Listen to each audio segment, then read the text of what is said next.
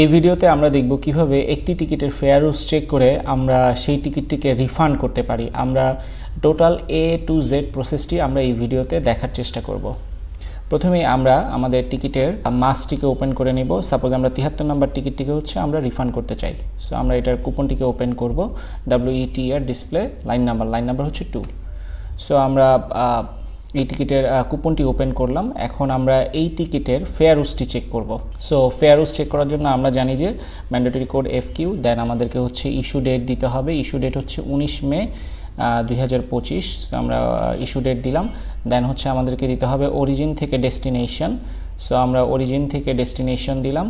দেন আমাদেরকে দিতে হবে হচ্ছে তার ট্রাভেল ডেট হচ্ছে 20 সেপ্টেম্বর 2025। সো আমরা 20 সেপ্টেম্বর 2025 দিলাম, একটা হাইফেন দিব। দেন হচ্ছে আমাদের এয়ারলাইন্স কোড হচ্ছে BS। দেন হচ্ছে আমরা কমা বাটনে প্রেস করলে ক্রস অফ লরেন্স চলে আসবে। দেন হচ্ছে কিউ হচ্ছে ম্যান্ডেটরি কোড অ্যান্ড দেন হচ্ছে ফেয়ার বেসিসটিকে আমরা কপি করে এখানে পেস্ট করে দিব।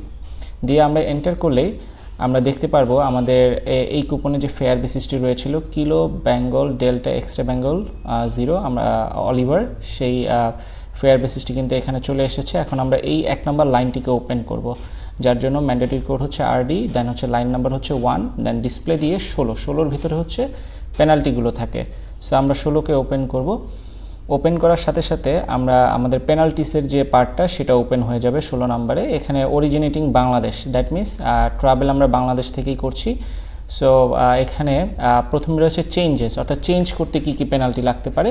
দেন যদি আমরা লক্ষ্য করি এখানে দেখব ক্যান্সেলেশন।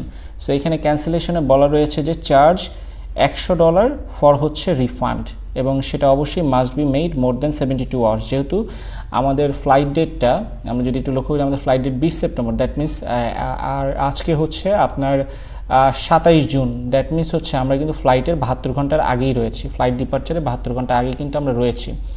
তার মানে আমাদের রিফান্ড করতে কিন্তু অ্যাকচুয়ালি লাগছে $100, যেহেতু আমরা ফ্লাইটের 72 ঘন্টা আগেই রয়েছি।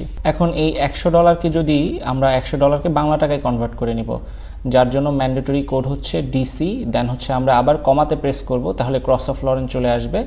দেন USD 100, এটাকে আমরা কনভার্ট করব কিসে, স্ল্যাশ দিয়ে BDT। এভাবে আমরা সব সময় যে কোনো কারেন্সিতে কনভার্ট করতে পারি। সাপোজ এখানে যদি আমাদের দিরহাম থাকতো, অর্থাৎ AED, তাহলে আমরা 100 AEDকে স্ল্যাশ দিয়ে যদি BDT দিই, তাহলে সেটা বাংলা টাকায় কনভার্ট হয়ে